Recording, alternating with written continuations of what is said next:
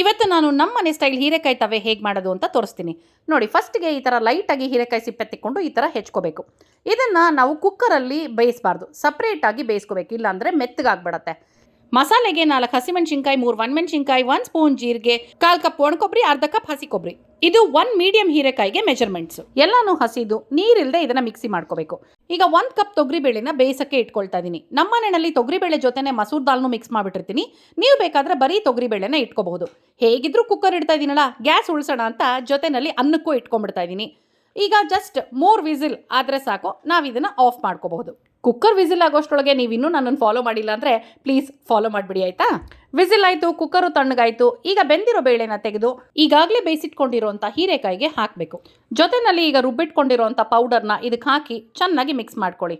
ಈಗ ಇದನ್ನು ಚೆನ್ನಾಗಿ ಕುದಿಯೋದಕ್ಕೆ ಬಿಡಬೇಕು. 1 ಕುದಿ ಬಂದ ತಕ್ಷಣ ರುಚಿಗೆ ತಕ್ಕಷ್ಟು ಉಪ್ಪನ್ನು ಇದಕ್ಕೆ ಸೇರಿಸ್ಕೊಳ್ಳಿ. ಹಸಿ ವಾಸನೆ ಹೋಗೋ ತನಕ ಚೆನ್ನಾಗಿ ಕುದಿಸ್ಕೊಂಡ್ರೆ ನಮ್ಮನೆ ಸ್ಟೈಲ್ ಹೀರೆಕಾಯಿ ತವೆ ತಿನ್ನಕ್ಕೆ ರೆಡಿ. ನೋಡಿ, ಇಲ್ಲಿ ಬಿಸಿ ಬಿಸಿ ಅನ್ನಕ್ಕೆ ತುಪ್ಪ ಹಾಕ್ಕೊಂಡು ತವೆ ಹಾಕ್ಕೊಂಡು ಕಲಸಿ ತುತ್ತನ್ನು ಬಾಯಲ್ಲಿ ಇಟ್ಕೊಂಡ್ರೆ ಆಹಾ, ಪ್ರಶಾಂತ್ ಎಕ್ಸ್ಪ್ರೆಷನ್ ನೋಡಿದ್ರೆ ನಿಮಗೆ ಗೊತ್ತಾಗಿರ್ಬೇಕು ಅಲ್ವಾ. ನೀವು ಟ್ರೈ ಮಾಡಿ, ಹೇಗೆ ಬಂತು ಅಂತ ಕಮೆಂಟ್ ಮಾಡಿ.